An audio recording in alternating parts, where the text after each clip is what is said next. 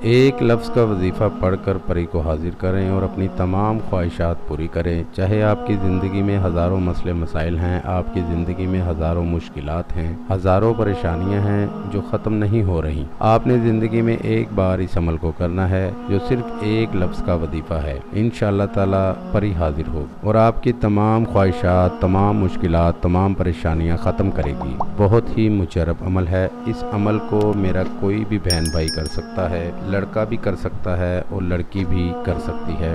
ویسے تو اس عمل کو آپ کسی بھی دن کر سکیں گے۔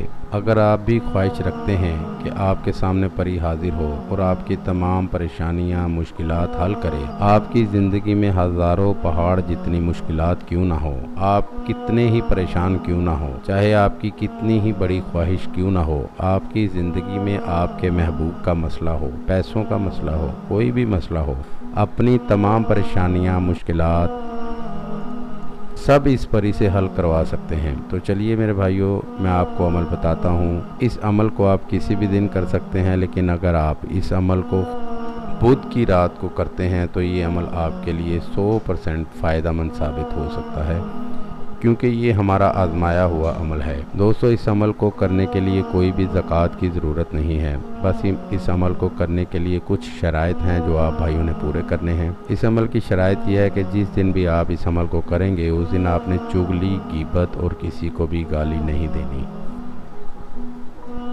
یعنی آپ کے جسم کے تمام حصوں کا روزہ ہے، آپ نے کسی کو بھی کچھ نہیں بولنا، برا بھلا کسی کو کچھ نہیں بولنا۔ میرے بھائیوں، اس دن آپ نے 5 وقت کی نماز کی پابندی کرنی ہے، کیونکہ یہ نورانی عمل ہے، اس میں 5 وقت کی نماز کی پابندی بہت ضروری ہے۔ تو چلیے میں آپ کو عمل بتاتا ہوں۔ جب آپ عشاء کی نماز سے فارغ ہوں گے تو آپ نے 3 رکعت نفل ادا کرنے ہیں۔ جب آپ نفل ادا کر لیں گے، اس کے بعد آپ نے اللہ تعالیٰ سے دعا کرنی ہے اور یہی تمنا کرنی ہے کہ پری کے لیے اس عمل کو کر رہے ہیں۔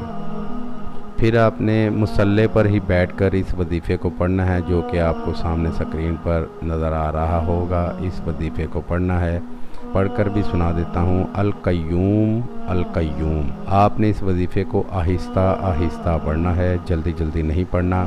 آپ نے اس وظیفے کو 777 مرتبہ پڑھنا ہے۔ یاد رکھیں، اول و آخر درود شریف 3 مرتبہ پڑھنا ہے۔ جب آپ پڑھ لیں گے، آخر میں 4 مرتبہ سورہ فاتحہ پڑھنی ہے، 4 مرتبہ سورہ اخلاص پڑھنی ہے، جو نماز میں پڑھی جاتی ہے۔ پھر آپ نے 21 مرتبہ درود ابراہیمی پڑھنا ہے۔ جب آپ اس 21 مرتبہ درود ابراہیمی پڑھ لیں گے تو پھر آپ کے سامنے ایک خوبصورت سی پری حاضر ہوگی، جو آپ سے پوچھے گی کہ آپ نے مجھے کیوں بلایا ہے۔ آپ نے سب سے پہلے اسے دوستی کرنی ہے، پھر اپنے تمام مشکلات، پریشانیاں بتانی ہیں۔